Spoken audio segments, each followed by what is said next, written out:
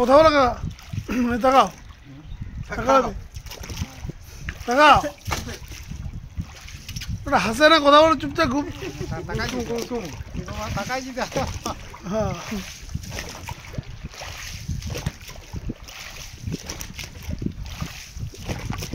এরকম করে অনেকটা যাবে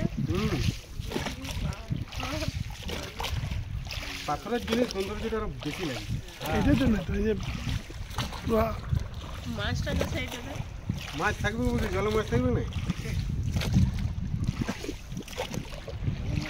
থাকবে না, জলটা মোটামুটি গভীর আছে।